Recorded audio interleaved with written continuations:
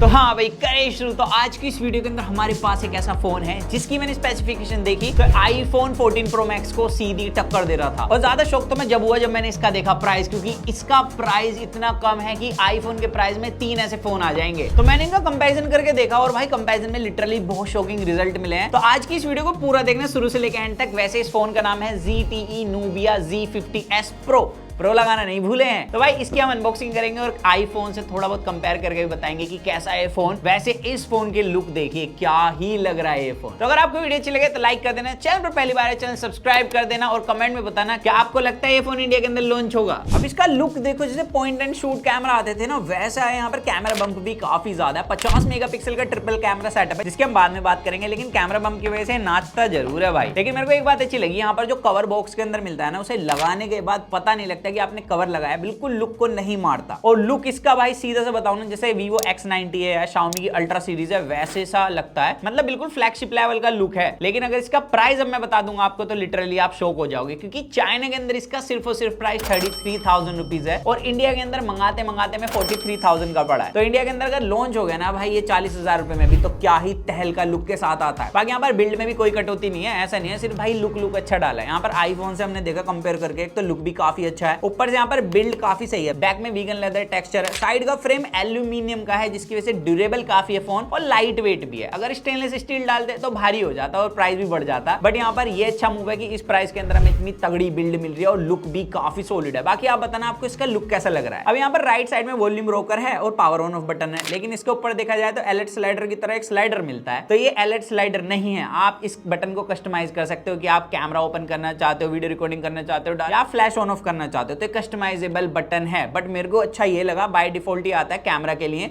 जैसे ही मैं इसे नीचे कर दूंगा तो कैमरा ओपन हो जाएगा, ऊपर करते ही बंद हो जाएगा। बाकी डिपेंड करेगा आपने किस सिचुएशन में कैमरा को ऑफ करा है, उसका अपोजिट वर्क करना लग जाएगा। तो यहाँ पर मेरे को ये अच्छा लगा, बिल्कुल कैमरे वाला लुक है और डिजाइन भी बहुत सॉलिड दिया इस फोन का। अब जहां पर मेरे को लगा कि भाई इसने आईफोन को सीधी टक्कर दिया वो इसके कैमरा। सबसे पहले इसकी डिसएडवांटेज बताऊंगा, उसके बाद एडवांटेज बताऊंगा। देखो भाई जब आप कैमरे से किसी फूल पत्ती की फोटो क्लिक करोगे डिस्प्ले में लगेगा बहुत सॉलिड आई है, क्योंकि आईफोन से मैंने कंपेयर करा था डिस्प्ले में काफी डिफरेंस था, आईफोन बहुत वीक लग रहा था। लेकिन रियलिटी के अंदर जब हमने एक डिस्प्ले में दोनों फोटो डाल के देखी तो वहां पर दिखा कि काफी ज्यादा वाइट कर रहा था ये और पिक्सेलेटेड फोटो मिल रही थी। और पिक्सेलेटेड फोटो मिलती भी है जब आप इंडोर लो लाइट के अंदर फोटो क्लिक करोगे, डिस्प्ले में लगेगा बहुत सुंदर फोटो, लेकिन हल्का सा जूम करते पिक्सेलेशन साफ दिख जाएगी। तो वहां पर मक्खी मच्छर काफी घूमने लग जाते हैं इस सिचुएशन में। लेकिन अब बात करें इसकी अच्छाई होगी। सबसे पहले जो कैमरा यूआई इन्होंने बनाया बिल्कुल कैमरे की तरह, जैसे हम कैमरा यूज करते हैं ना प्रोफेशनल वीडियो रिकॉर्डिंग के लिए, वैसा इसका यूआई है। यहाँ पर प्रो मोड मिलता है स्पेशली वीडियो रिकॉर्डिंग के लिए, इसमें आप शटर स्पीड एक्सपोजर को कंट्रोल कर सकते हो। और इसके अंदर 1x 2x नहीं है, इसके अंदर 35mm 50mm 80mm 170mm ऐसे दिए गए हैं मोड। तो इनसे आप फोटो क्लिक कर सकते हो और हमने फोटो क्लिक करी भी। आईफोन से कंपेयर करा भाई, आईफोन कंपैरिजन में एक बात तो है, विदाउट पोर्ट्रेट मोड भी इसमें जो बैकग्राउंड ब्लर मिलता है वो बहुत ज्यादा कमाल का है, ऐसे लगता है प्रोफेशनल कैमरे से फोटो क्लिक करियो। बस ये चाइनीज यूनिट है तो थोड़ा व्हाइट करता है और स्किन टोन काफी ज्यादा ऐसे इवन सा कर देता है, बस यही दिक्कत है। अदरवाइज भाई डेप्थ ऑफ फील्ड की बात करूं या लाइट कंट्रोल की बात करूं बहुत शानदार लिया है आईफोन के पास। बस यही एडवांटेज है कि इसका जो स्किन टोन है वो काफी बेहतर है। बट जैसे आप पोर्ट्रेट मोड लगा दोगे ना भाई, इस प्राइस रेंज का कोई भी फोन इसके आसपास नहीं है। इस प्राइस का छोड़ो, अगर मैं वन प्लस का फ्लैगशिप भी उठा लूं ना मार्केट में, उससे भी बेहतर ये फोटो क्लिक करके देता है पोर्ट्रेट मोड के अंदर। हमने 35 50 80 170 हर एक मोड में फोटो क्लिक करी है और यहाँ पर बहुत तगड़ा पोर्ट्रेट मोड ये कैप्चर करता है। लेकिन इसके अलावा इसकी कमियों की बात करें तो भाई लो लाइट परफॉर्मेंस इसकी मेरे को वीक लगी है। आईफोन से तो वीक है ही, प्लस अगर मैं इसके प्राइस देखूं 40,000 उसमें भी मेरे को काफी वीक लगी है। और यहाँ पर जो फील्ड ऑफ व्यू है वो भी थोड़ा कम लगता है 1x पर भी। अभी यहाँ पर 50 मेगापिक्सल का ना अल्ट्रा वाइड दिया। अब अल्ट्रा वाइड मैंने बहुत से फोनों के अंदर देखा 50 मेगापिक्सल का 8 मेगापिक्सल का, तो यहाँ पर कमी है 50 मेगापिक्सल होने के बाद भी काफी पिक्सेलेटेड फोटो आती है और मेरे को काफी ग्रेनी भी लगी है। ऐसा लगता है जैसे कि काफी लो कैमरा से फोटो क्लिक करिए। तो अल्ट्रा वाइड इतना काम का नहीं है, लेकिन जो 8 मेगापिक्सल का टेलीफोटो कैमरा सेंसर है वो काफी अच्छा परफॉर्म करता है, जैसे मैंने अभी बताया। अब जहां पर आईफोन अपनी पहचान बनाए हुए है वो है इसकी वीडियो रिकॉर्डिंग। तो अब मैं अगर आपसे कहूंगी इसकी वीडियो रिकॉर्डिंग इसको सीधी टक्कर देती है। कलर छोड़ दो, लेकिन यहाँ पर डेप्थ ऑफ फील्ड वगैरह में भाई इसकी जो वीडियो रिकॉर्डिंग है ना नूबिया की, वो बहुत ज्यादा सॉलिड है। बस स्टेबलाइजेशन थोड़ी सी मेरे को आईफोन कंपैरिजन में वीक लगी है, अदरवाइज यहाँ पर वीडियो क्वालिटी बहुत अच्छी है, लाइट कंट्रोल एक नंबर मिलता है। और यहाँ पर एक चीज मेरे को बहुत ज्यादा गजब लगी, अगर आप 35mm 50mm किसी मोड में वीडियो रिकॉर्ड करोगे तो बैकग्राउंड ब्लर बहुत ज्यादा अच्छा मिलता है। अब मेरे को लगाता है नेचुरल बैकग्राउंड ब्लर है, यहाँ पर पोर्ट्रेट वीडियो मोड की बात नहीं कर रहे, वो अलग से दिया गया है। यहाँ पर नॉर्मली भी अगर वीडियो रिकॉर्ड करोगे तो बैकग्राउंड ब्लर बहुत अच्छा मिलता है। अब मेरे को जैसे बताया लग रहा था कि ये नेचुरल है, तो मैं थोड़ा पीछे गया तो इसने फोकस एडजस्ट कर दिया था। तो यहाँ पर मेरे को पता लगा ये हार्डवेयर प्लस सॉफ्टवेयर से अचीव करा गया है, बट जो भी है बहुत शानदार वीडियो रिकॉर्ड कर रहा है। आईफोन से ज्यादा बेटर डेप्थ ऑफ फील्ड ले रहा है और बहुत ही तगड़ी क्लियरिटी में वीडियो रिकॉर्ड कर रहा है। इसके अलावा मैंने एक भी ऐसा फोन नहीं देखा मार्केट में जो 4K 120 FPS में वीडियो रिकॉर्ड कर सके, और इस प्राइस रेंज का तो दूर दूर तक नहीं है। तो यहाँ पर भाई ये वो कर सकता है और क्या ही मस्त वीडियो निकाल के देता है, सिर्फ नाम के लिए नहीं है। तो यहाँ पर इसकी वीडियो रिकॉर्डिंग आईफोन को सीधा टक्कर देती है और किसी की सिचुएशन में तो उससे ज्यादा सॉलिड भी है। लेकिन कैमराज में जहां पर कटौती की गई है वो है इसका फ्रंट कैमरा। भाई इसका फ्रंट कैमरा 20,000 वाले फोन के फ्रंट कैमरे से भी काफी वीक परफॉर्म करता है, काफी ओवर शार्पनिंग है, लाइट कंट्रोल अच्छी नहीं है, एज डिटेक्शन अच्छा नहीं है, एंड यहाँ पर वीडियो तो आप खुद ही देख सकते हो। लेकिन यहाँ नूबिया मात खा जाता है भाई, इसमें ना फ्रंट में 1080p 30 FPS की वीडियो रिकॉर्डिंग मिलती है और आईफोन में तो पता है भाई 4K 60 FPS से फ्रंट में वीडियो रिकॉर्ड कर सकते हो। इवन यहाँ पे स्टेबलाइजेशन भी आईफोन की ज़्यादा बेहतर है नूबिया के कंपैरिजन में, क्योंकि यहाँ पर प्राइस डिफरेंस भी तो ज़्यादा है।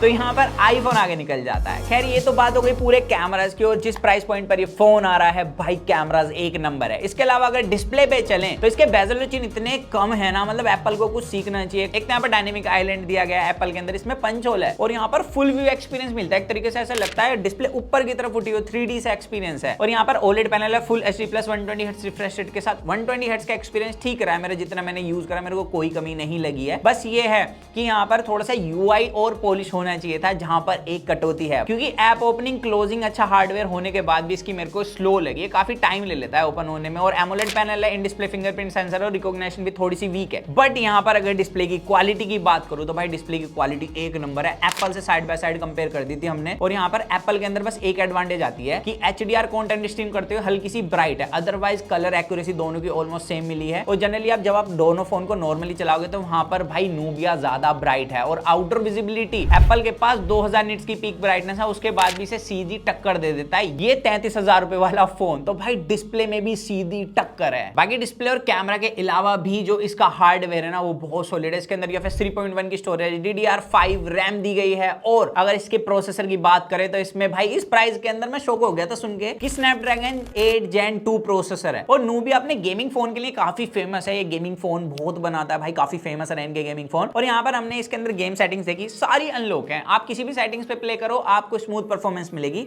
स्पेशली इंटेंस सिचुएशन में। भाई इंटेंस सिचुएशन काफी अच्छे से हैंडल कर लेता है और गेमिंग के टाइम पे भी कोई भी हीटिंग इशू नहीं है। तो गेमिंग परफॉर्मेंस भी भाई इसकी काफी सॉलिड है। और इसके अंदर ऐसे ऐसे फीचर मिल जाते हैं जो एप्पल के अंदर नहीं मिलते, जैसे कि ब्राइटनेस लॉक। इसका दर्द तो आपको पता ही होगा। बस मेरे को लगा कि गेमिंग के टाइम पे जो कमी है वो है इसके स्पीकर्स। इतना बड़ा फोन है, स्पीकर्स थोड़े लाउड होने चाहिए थे, वहां पर थोड़ी सी इन्होंने चिंदीगिरी करी है, बट हम सह लेंगे थोड़ा, क्योंकि भाई इस प्राइस पॉइंट में बहुत मसाला मिल रहा है। तो यहाँ पर आपको वायरलेस ईयरफोन्स यूज करने पड़ेंगे तगड़ी क्वालिटी वाले, नहीं तो टाइप सी करने पड़ेंगे, क्योंकि 3.5mm जैक का गड्ढा भी नहीं है इसमें। बाकी एक चीज और मेरे को तगड़ी लगी इस फोन के अंदर, जो कि बड़े फोन के अंदर और इतनी पावर के बाद कम ही अच्छी देखने के लिए मिलती है, वो है इसका बैटरी बैकअप। इसके अंदर 5100 mAh की बैटरी मिलती है with 80 vote fast charging. Charge तो ये तेजी से हो ही जाता है, प्लस इतनी सारी पावर के बाद और इतनी अच्छी डिस्प्ले होने के बाद भी इसका बैटरी बैकअप एक दिन का आसानी से मिल रहा है मेरे को। हालांकि इसके अंदर हमने ज्यादा एप्लीकेशन नहीं निकाली, ना ही अपनी सिम डाली है, क्योंकि ये चाइनीज वेरिएंट है, हो सकता है इस वजह से दे रहा हो, बट जितना भी था मैंने आपके साथ शेयर कर दिया। तो अगर ये फोन इंडिया के अंदर 45,000 का भी आता ना, मैं लिटरली इस चीज को बोल सकता हूँ कि iQOO जैसे फोन को शायद ही खत्म कर देगा, क्योंकि वो बस अपनी परफॉर्मेंस के लिए बने हुए भी मार्केट के अंदर, लेकिन ये सारी चीजें तगड़ी ऑफर कर रहा है। स्पेशली तो कैमरा, भाई फ्रंट कैमरा हल्का से इंप्रूव कर देना तो बहुत ही तगड़ा फोन बन जाएगा। तो आप बताना आपको कैसा लगा फोन बाय लुक और बाय इसके work. So that's it guys, आज की वीडियो के अंदर सिर्फ इतना ही था। तो मिलते हैं जल्दी कूल और एक्साइटिंग वीडियो में। तो जब तक के लिए जो मन में गाइस वो करे, to watch your heart feel, stay tuned with HFV and Box guys.